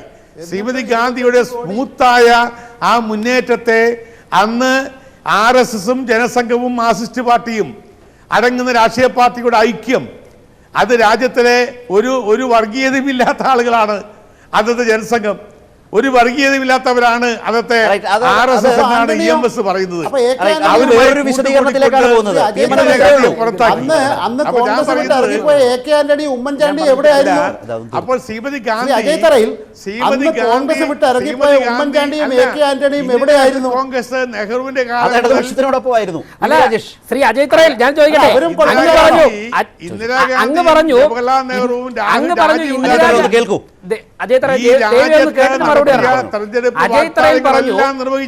ഇന്ദിരാഗാന്ധിയുടെ സ്മൂത്ത് ആയിട്ടുള്ള ഒരു ഭരണത്തിന് വിഘാതം വരുത്തിക്കൊണ്ടാണ് എല്ലാവരും കൂടെ ചേർന്നത്. ദാരിദ്ര്യം അന്നേ അവസാനിച്ചേനെ. ഞാൻ ചോദിക്കട്ടെ, അടിയന്തരാവസ്ഥ, മാധ്യമങ്ങൾക്ക് നാവെടുക്കാൻ പറ്റുന്നില്ല, പൊതുജനങ്ങൾക്ക് പുറത്തിറങ്ങാൻ പറ്റുന്നില്ല, കണ്ണിൽ കണ്ടവരെയൊക്കെ തല്ലു കൊല്ലുന്നു. ഈ അവസ്ഥക്കെതിരെയാണ് ഒരുമിച്ചത്. ഇതാണോ സ്മൂത്ത് ആയിട്ടുള്ള അവസ്ഥ? അടിയന്തരാവസ്ഥ പ്രഖ്യാപിച്ചുകൊണ്ട് ജനങ്ങളുടെ അഭിപ്രായ പ്രകടനത്തിന് പൂച്ചുവിലം കൊടുക്കുന്നതാണോ? അല്ലേ? അജിത്രയിലേക്ക് പോകും മുമ്പ് ഏതായാലും ഈ 77-ലെ സഹകരണത്തിന്റെ രാഷ്ട്രീയ ഘടകങ്ങളല്ല ഞാൻ ചോദിക്കുന്നത്. പക്ഷേ ദാരിദ്ര്യ നിർമ്മാർജ്ജനം എന്ന് ഇപ്പോൾ സ്വപ്നം കാണുന്ന ഈ പദ്ധതിക്ക് ഇപ്പോൾ രാജേഷ് പറഞ്ഞതുപോലെ 77-ലെ സഹകരണവും അന്ന് ഇന്ദിരാഗാന്ധി അധികാരത്തിൽ നിന്ന് പുറത്തുപോയതും ഒക്കെയാണ് തടസ്സം എന്നാണ് ഏതാണ്ട് പറഞ്ഞു വരുന്നതിലെ അജയ് തറയിലിന്റെ ഒരു തിയറി, ഒരു സിദ്ധാന്തം. അല്ല, അദ്ദേഹത്തിന്റെ സിദ്ധാന്തം ശരിയാണെങ്കിൽ AK ആന്റണി, ഉമ്മൻചാണ്ടി തുടങ്ങിയ ആളുകൾ അദ്ദേഹം തള്ളിപ്പറയാണെന്ന് പറയേണ്ടി വരും. കാരണം ഇന്ദിരാഗാന്ധിക്ക് ചിക്കമംഗളൂർ സീറ്റ് കൊടുത്തപ്പോഴാണ് AK ആന്റണി ഇറങ്ങിപ്പോയത്. അതായത് ഈ അന്ന് ഇന്ദിരാഗാന്ധി നടപ്പാക്കിയ നയങ്ങൾ തെറ്റാണ്, രാഷ്ട്രീയം തെറ്റാണ് എന്ന് പറഞ്ഞുകൊണ്ട് കോൺഗ്രസ് വിട്ട് പുറത്തിറങ്ങി വന്നവരാണ് ഈ AK ആന്റണി, ഉമ്മൻചാണ്ടി അടക്കമുള്ള കോൺഗ്രസ് നേതാക്കൾ. അവരാണ് ശരി, അല്ലെങ്കിൽ അവർ തെറ്റാണ് എന്നാണ് ഇന്ദിരാഗാന്ധിയുടെ സ്മൂത്ത്നെസ്സിനെ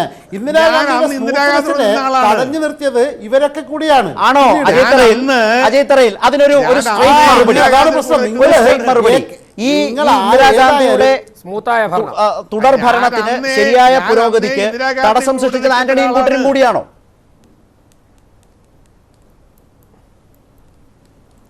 അല്ലല്ലോ. 77-ലെ RSS മാർക്സിസ്റ്റ് സഖ്യം, അത് ആ വിമർശനത്തോടൊപ്പം ആന്റണിയെ കൂടി പെടുത്തുമോ എന്നാണ് ചോദ്യം. RSS മാർക്സിസ്റ്റ് സഖ്യം അത് മനസ്സിലായി. ഒപ്പം AK ആന്റണി, ഉമ്മൻചാണ്ടിയെ പോലെയുള്ളവരുടെ പങ്കും എന്താ രാഷ്ട്രീയം അറിയില്ലേ? 77-ൽ അല്ല, 77-ൽ ഉമ്മൻചാണ്ടിയും AK ആന്റണിയും ഇന്ദിരാഗാന്ധിയുടെ കൂടെയാണ്. 80-ലല്ലേ പാർട്ടി പിളർന്നത്?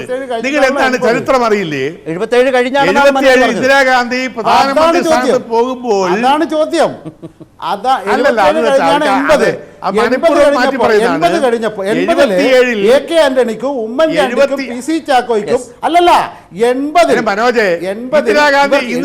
എന്നാ പോകുന്നത്? 77-ലെ ഇന്ദിരാഗാന്ധി പ്രധാനമന്ത്രി പ്രധാനമന്ത്രി ആകാന്നു. അതല്ല ഒരു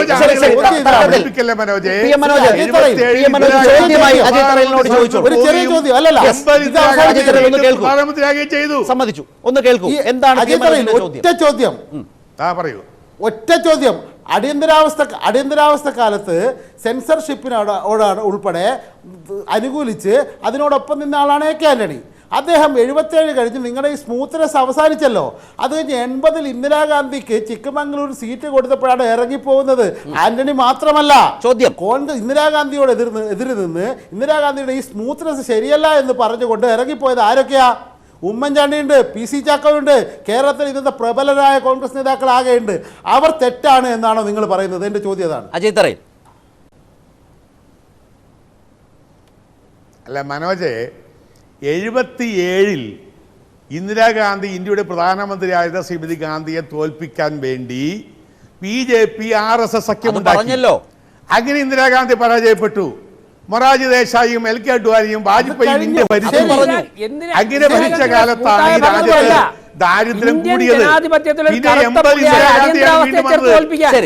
അജയ് തറയിൽ ഈ ചോദ്യത്തിനൊരു മറുപടി കൊടുക്കൂ. PM മനോജിന് ഈ ചോദ്യത്തിന് മറുപടി പിന്നെ ആലോചിക്കാം. ഞാൻ പറയുന്നത് ചരിത്ര സത്യമാണ്. ശരി. അപ്പോൾ 77-ൽ ഇന്ദിരാഗാന്ധിയെ തോൽപ്പിക്കാൻ RSSും മാർക്സിസ്റ്റ് പാർട്ടിയും മനസ്സിലായി. അജയ് തറയിൽ അത് പറഞ്ഞു. ഞാൻ ചോദിക്കുന്നത്, താങ്കൾ ഒരു ശ്രദ്ധേയമായ പരാമർശമാണ് നടത്തിയത്. ഇന്ദിരാഗാന്ധിയുടെ ഭരണത്തിന്റെ സ്മൂത്ത്നെസ് നഷ്ടപ്പെടുത്തിയവർ, ആ നഷ്ടപ്പെടുത്തിയവരുടെ കൂട്ടത്തിൽ 80-ൽ പുറത്തു വന്ന എ കെ ആന്റണിയും ഉമ്മൻചാണ്ടിയും പി സി ചാക്കോയും അടങ്ങുന്ന നേതാക്കളുണ്ടോ? ഇതാണ് PM മനോജിന്റെ ചോദ്യം. അല്ല, മനോജ് വിട്ടിത്തമല്ല ചോദിക്കുന്നത്. 77-ലല്ലേ ഇന്ദിരാഗാന്ധി പ്രധാനമന്ത്രി സ്ഥാനത്ത് എഴുതിയത്? 80-ൽ അത് ചെയ്തു. 77-ൽ ഇന്ദിരാഗാന്ധി പ്രധാനമന്ത്രി സ്ഥാനത്ത് ഇവർ സ്ഥാനപതിയാക്കിയത്.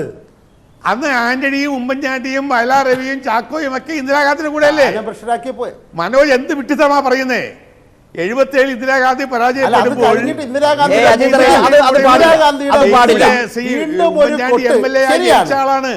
അത് പാടില്ല. അതായത് 77-ൽ ഇങ്ങനെ ഉറച്ചു നിന്ന് 80-നെ കുറിച്ച് മറുപടി പറയാതിരിക്കാൻ ശ്രീ അജയ് തറയിൽ ശ്രമിക്കരുത്. ഒരു ചോദ്യം ചോദിച്ചാൽ അതിനൊരു ഉത്തരം വേണം. 77-ന്റെ കാര്യം നമ്മൾ സംസാരിച്ചു കഴിഞ്ഞു. 77-ന് ശേഷമാണ് 80. അതിനുശേഷമുള്ള ഇന്ദിരാഗാന്ധിയുടെ ഭരണത്തോട് വിയോജിച്ച് 77 വരെ ഇന്ദിരാഗാന്ധി രാജ്യത്ത് ദാരിദ്ര്യ നിർമ്മാർജ്ജനം നടപ്പാക്കിയ ഇന്ദിരാഗാന്ധിയെ RSSും മാർക്സിസ്റ്റ് പാർട്ടിയും മനസ്സിലായി പരാജയപ്പെടുത്തി. PM മനോജിന് ഒരു അവസരം കൂടി അദ്ദേഹത്തിനെ ബോധ്യപ്പെടുത്താനാകുമെങ്കിൽ ആ ചോദ്യം ഒന്നുകൂടി. മൊറാർജി ദേശായിയുടെ അതായത് ഇന്ത്യ സ്വതന്ത്രയായതിനു ശേഷം കണ്ട ഏറ്റവും കടുത്ത ജനാധിപത്യ വിരുദ്ധ ഭരണമാണ് 1975-ൽ അടിയന്തരാവസ്ഥ പ്രഖ്യാപിച്ചതിലൂടെ ഇന്ദിരാഗാന്ധി നടപ്പാക്കിയത്. അതിനെതിരെ രാജ്യത്താകെ മുന്നേറ്റം വന്നു. ജയപ്രകാശ് നാരായണൻ വന്നു, അതുപോലെ ജനതാ പാർട്ടി വന്നു, സോഷ്യലിസ്റ്റ് ശക്തികൾ ഒന്നിച്ചു. അങ്ങനെ ഒരു മുന്നേറ്റം വന്നു. അന്ന് ഈ ഇപ്പോഴുള്ള BJPയും ജനതാ പാർട്ടിയുടെ ഭാഗമായിട്ട് ആണ് ഉണ്ടായിരുന്നത്. അങ്ങനെ ഒരു മുന്നേറ്റം വന്നു. ഇന്ദിരാഗാന്ധി തോറ്റു രാജ്യത്ത്. അങ്ങനെ തോറ്റ ഇന്ദിരാഗാന്ധിയുടെ മുതുകത്ത് ഹാമർ കൊണ്ട് വീണ്ടും അടിച്ച കുറച്ച് നേതാക്കന്മാരുടെ പേരാണ് ഞാനിപ്പോൾ പറഞ്ഞത്. അതെ, ഞാനിപ്പോൾ പറഞ്ഞത് ആ തോറ്റ് കിടക്കുന്ന ഇന്ദിരാഗാന്ധി സ്മൂത്ത്നെസ് എല്ലാം പോയി, തോറ്റ് തമ്പോളായി. അങ്ങനെ കിടക്കുന്ന ഇന്ദിരാഗാന്ധിയുടെ മുതുകത്ത് വീണ്ടും ഹാമർ കൊണ്ട് അടിച്ച ആളുകളാണ് A K Antony, Oommen Chandy, P C Chacko, Aryadan Muhammad തുടങ്ങിയ നേതാക്കൾ. അവര് അല്ലല്ല, എന്റെ ചോദ്യതാണ്, അവര് ശരിയാണോ തെറ്റാണോ? ഒരു മറുപടി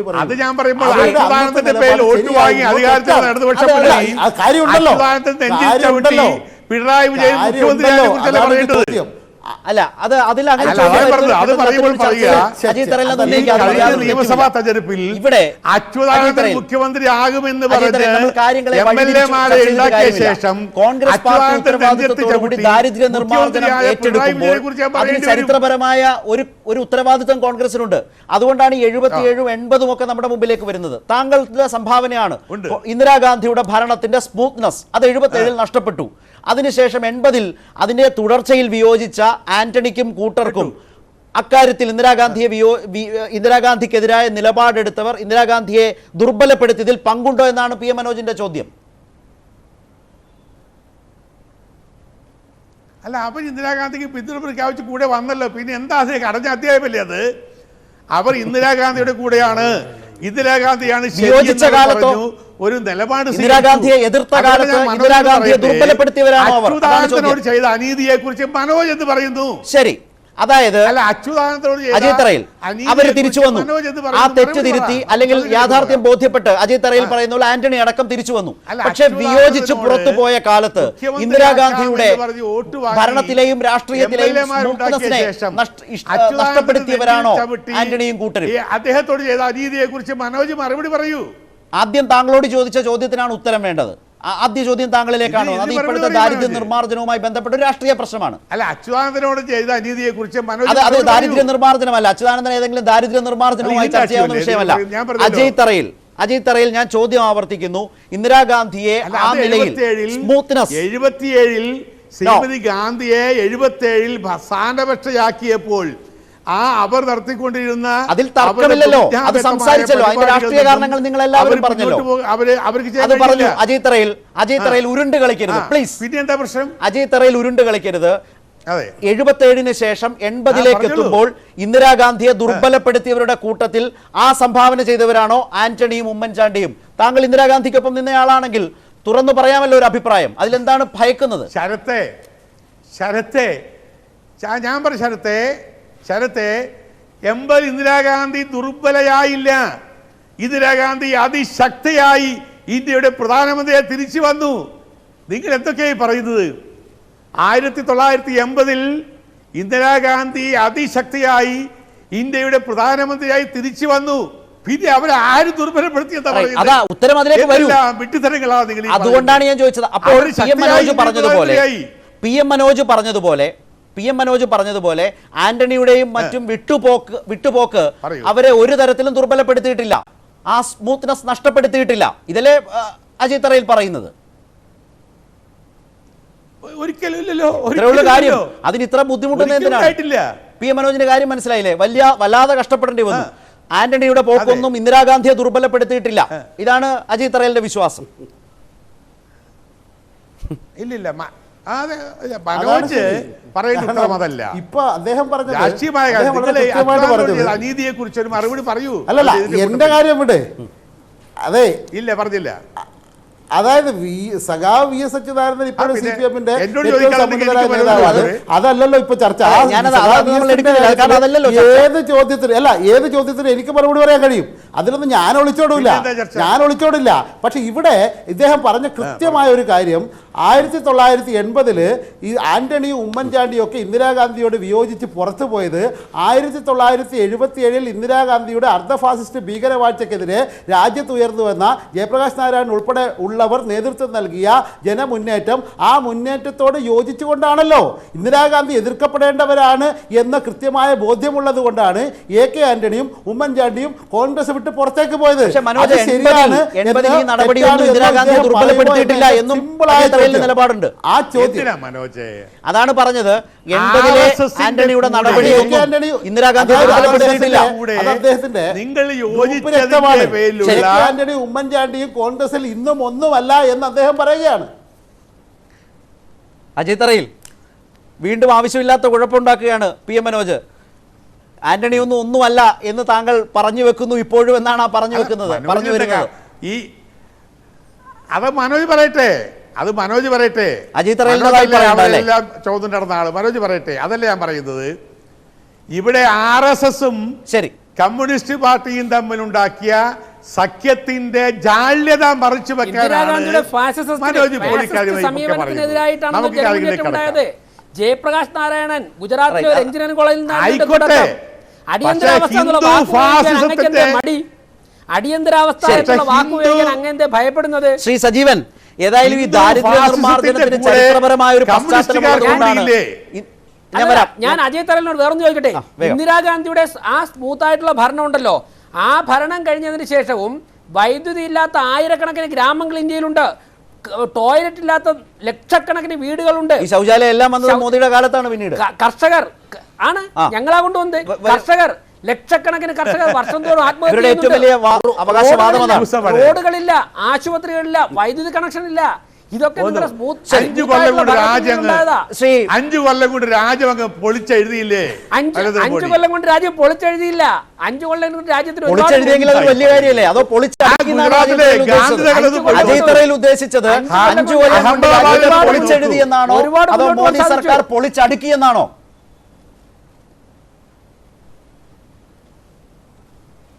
ഒളിച്ചടുക്കി. ആ, ഞാൻ അഞ്ച് ചോദിക്കട്ടെ, കേട്ടല്ലോ. ആ ഗാന്ധിനഗറിൽ 60 കൊല്ലം അദ്ദേഹത്തിന് അല്ലെങ്കിൽ നടപടി ഉറപ്പായിരുന്നു. ക്ഷേത്രമുണ്ട്, ഒളിച്ചു അക്ഷര ഈ രാജ്യത്തെ മോദി എന്നൊക്കെ അതിന്റെ പറഞ്ഞു രണ്ട് വെച്ചാൽ. വശത്തും 60 കൊല്ലം ഉള്ള കൊണ്ട് നിങ്ങൾക്ക് കുടിലുകൾ. ചെയ്യാൻ കഴിയാത്തത് 5 കൊല്ലം കൊണ്ട് ഞങ്ങൾ ചെയ്തു.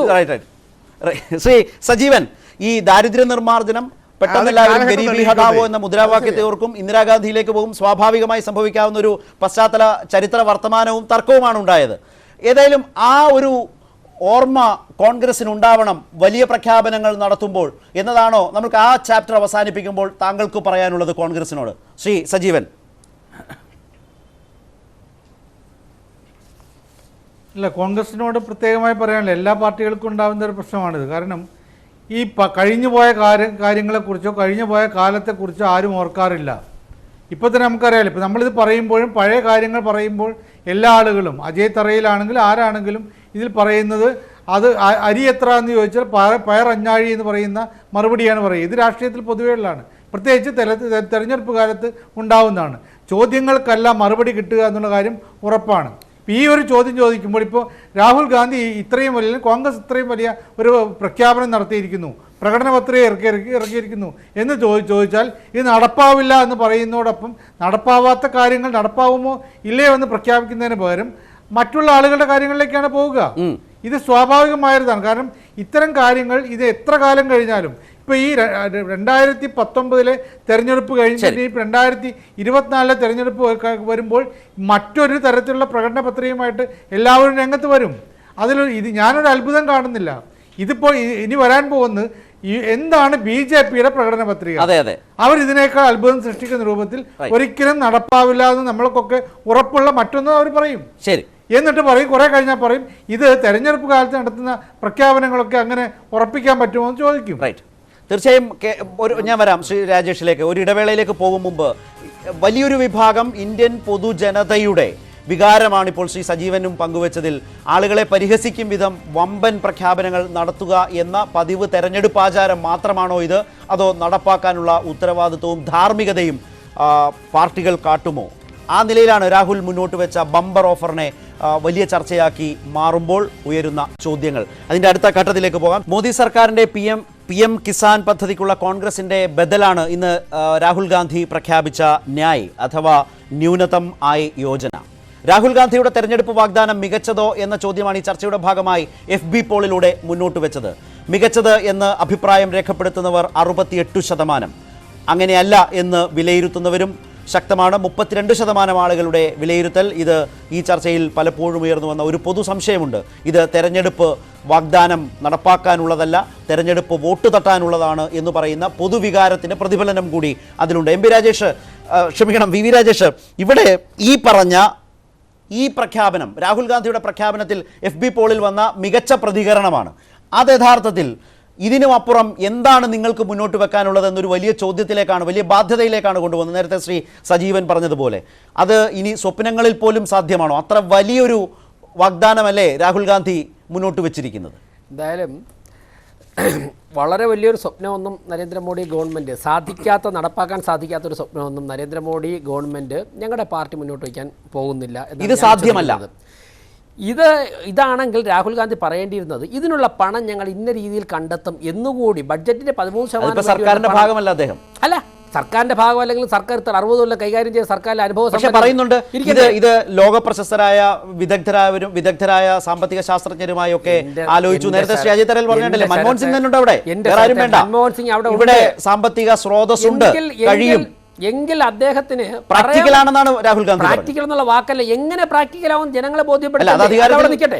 അതാണ് അത് ഞങ്ങളെ അധികാരത്തിൽ കയറ്റു, ഞങ്ങൾ പ്രാക്ടിക്കലായി നടപ്പാക്കി. അധികാരത്തിൽ 60 വർഷം കയറിയിരുന്നല്ലേ നമ്മൾ കണ്ടല്ലോ. 2019 കുറിച്ച് അല്ല, അന്ന് ഈ ഗവൺമെന്റ് നിങ്ങൾ എന്ത് ചെയ്യാൻ പോകുന്നു? അല്ല, അതിനെ ഉത്തരം പറയാം. അന്ന് ഈ ഗവൺമെന്റിനെ കൊണ്ടുപോയ 1ാമൻ 2ാമൻ ഉണ്ടായിരുന്നല്ലോ. ഇനി ശരി, നിങ്ങൾക്ക് ഇതിനും അപ്പുറം ജനങ്ങൾക്ക് വാഗ്ദാനം നൽകാൻ ചെയ്യുമോ? കഴിഞ്ഞ 5 വർഷം ഞങ്ങൾ ചെയ്ത കാര്യങ്ങൾ തന്നെ ഞാൻ പറഞ്ഞു കഴിഞ്ഞാൽ ആവർത്തനമാവും. ഇനിയുള്ളതിനെ കുറിച്ച് മുദ്ര ഉൾപ്പെടെയുള്ള മുദ്രാ ലോൺ ഉൾപ്പെടെയുള്ള ഗ്യാസ് കണക്ഷൻ ഉൾപ്പെടെയുള്ള സൗജന്യ സുകന്യ സമൃദ്ധി യോജന ഉൾപ്പെടെയുള്ള ആരോഗ്യ ഇൻഷുറൻസ് പദ്ധതി ഉൾപ്പെടെയുള്ള പദ്ധതികൾ തന്നെ ജനങ്ങൾക്കറിയാം ഈ ഗവൺമെന്റ് ദിശ എങ്ങോട്ടാണ്. അതുകൊണ്ട് ഇതുപോലത്തെ വാഗ്ദാനങ്ങൾ 2022 ആകുമ്പോഴേക്കും ഇന്ത്യയിലെ മുഴുവൻ ആൾക്കാർക്കും വീട് സൗജന്യമായി വൈദ്യുതി, എത്രയോ പദ്ധതികൾ വിഭാവനം ചെയ്തിരിക്കുന്നു, ജനങ്ങളോട് പറഞ്ഞിരിക്കുന്നു. തീർച്ചയായും ശരി, അതാണ്. അതായത് വരുമാനം ഉറപ്പാക്കുമെന്ന് രാഹുൽ ഗാന്ധി പറയുമ്പോൾ വീടും വൈദ്യുതിയും അടക്കമുള്ള അടിസ്ഥാന സൗകര്യങ്ങളിൽ ഊന്നൽ നൽകുന്നു എന്ന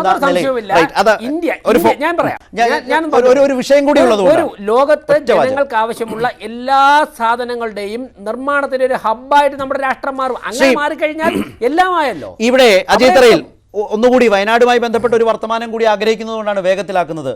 ഈ ജനങ്ങളുടെ FB പോളിലെ പ്രതികരണം ആശ്വാസവും ആവേശവും പകരുന്നതാണോ? 68% ആളുകൾ പറയുന്നത് മികച്ചതാണ് ഈ വാഗ്ദാനമെന്നാണ്.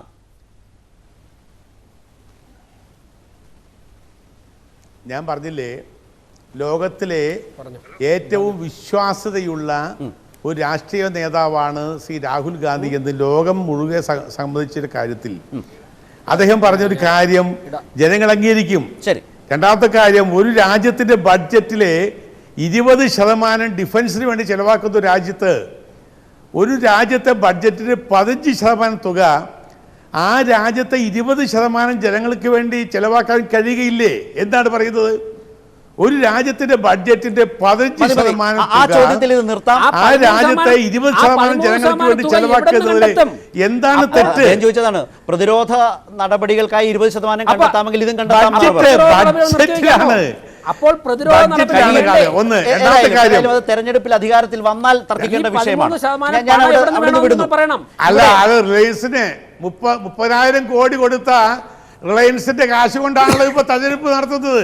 ആ തർക്കത്തിലേക്കൊന്നും കാശ് കൊണ്ടാണ് തെരഞ്ഞെടുപ്പ് നടത്തുന്നത്. നിങ്ങൾ അല്ല, റിലയൻസ് ആണോ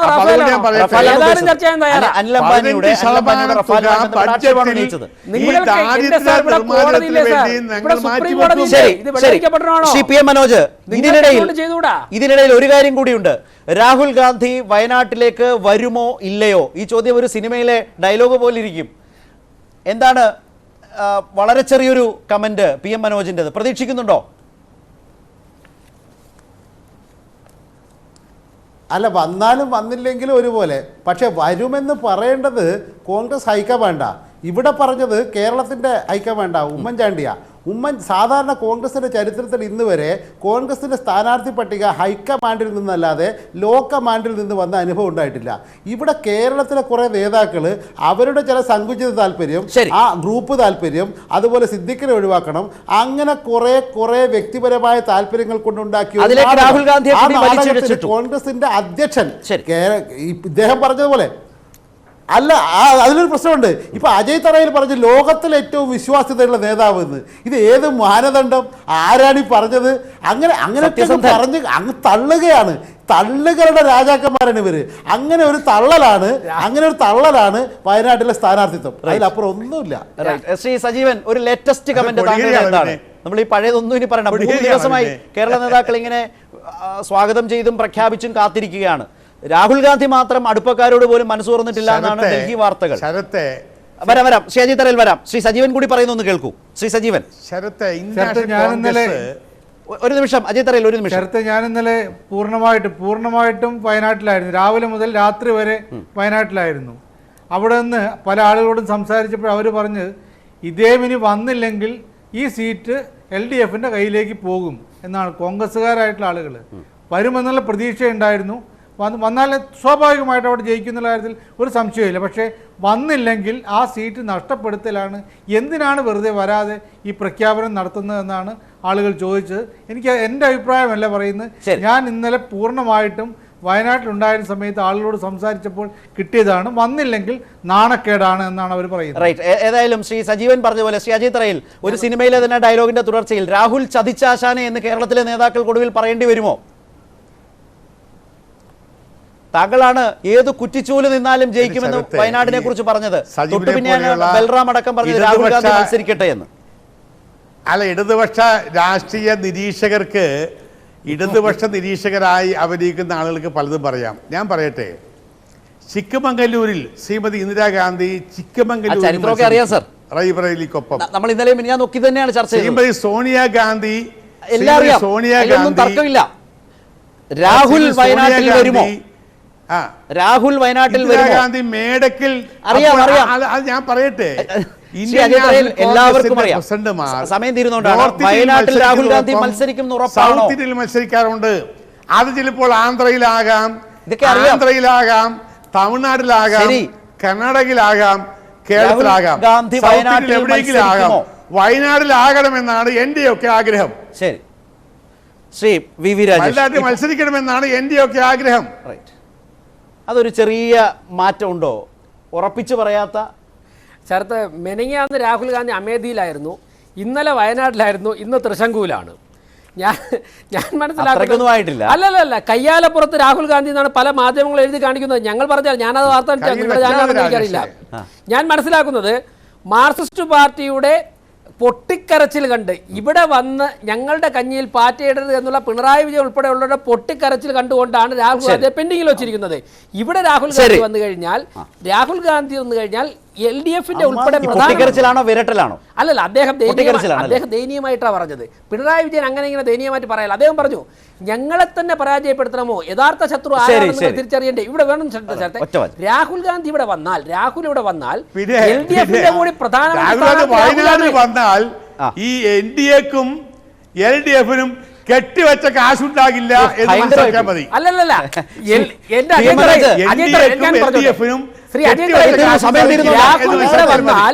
LDF-ന്റെയും പ്രധാനമന്ത്രി സ്ഥാനാർത്ഥി രാഹുലാണ്. അവരുടെ പ്രധാനമന്ത്രി സ്ഥാനാർത്ഥിക്കെതിരെ CPM വോട്ട് ചെയ്യേണ്ടി വരും. ആ ഗതികേട് സീതാറാം യെച്ചൂരി വഴി കമ്മ്യൂണിക്കേറ്റ് ചെയ്തുകൊണ്ടാണ് പെൻഡിംഗിൽ ധൈര്യമുണ്ടെങ്കിൽ വയനാട്ടിൽ വന്ന് മത്സരിക്കണം. ലോക്സഭാ തെരഞ്ഞെടുപ്പ് 17 ലോക്സഭാ തെരഞ്ഞെടുപ്പിനെ അല്ല രാജേഷേ, ഈ 17 ലോക്സഭാ തെരഞ്ഞെടുപ്പിനെ ഒരു പ്രച്ഛന്ന വേഷ മത്സരമായിട്ട് കാണുന്നതുകൊണ്ടുള്ള അപകടമാണ് ഈ കാണുന്നത്. കാരണം ഈ കേരളത്തിൽ രാഷ്ട്രീയമല്ല ചർച്ച ചെയ്യേണ്ടത്, ഈ 5 വർഷത്തെ മോഡി ഭരണമല്ല ചർച്ച ചെയ്യേണ്ടത്, കോൺഗ്രസിന്റെ പരാജയമല്ല ചർച്ച ചെയ്യേണ്ടത്, മറിച്ച് ഒരു സ്ഥാനാർത്ഥി ഒരു സ്ഥലത്ത് വന്ന് അതാണ് ചർച്ച ചെയ്യേണ്ടത് എന്ന് കോൺഗ്രസിന് തോന്നിയ ഏറ്റവും നിരുത്തരവാദപരമായ പ്രച്ഛന്ന വേഷമാണ് തെരഞ്ഞെടുപ്പ് എന്ന KSU സ്റ്റൈലിൽ ആ ഇടപാടാണ് ഇപ്പോൾ നടക്കുന്നത്. അത് തന്നെയാണ് BJP. നരേന്ദ്രമോദിക്ക് ഒരു മണ്ഡലത്തിൽ മത്സരിച്ചാൽ അതൊക്കെ പല കാലത്തും സംഭവിച്ചിട്ടുണ്ട്. ഈ തവണയും രാഹുൽ ഗാന്ധി അല്ല നരേന്ദ്രമോദിയും 2 മണ്ഡലങ്ങളിൽ മത്സരിച്ചേക്കാം. അതുകൂടി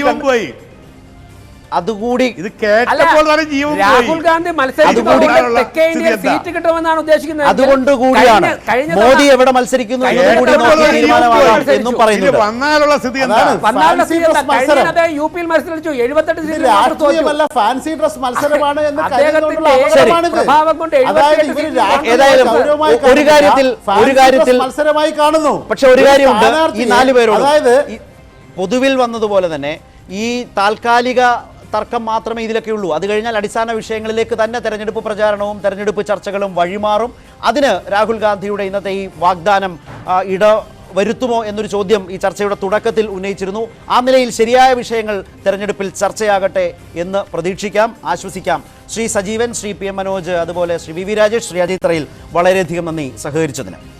പ്രൈം ഡിബേറ്റ് അവസാനിക്കുന്നു. നമസ്കാരം.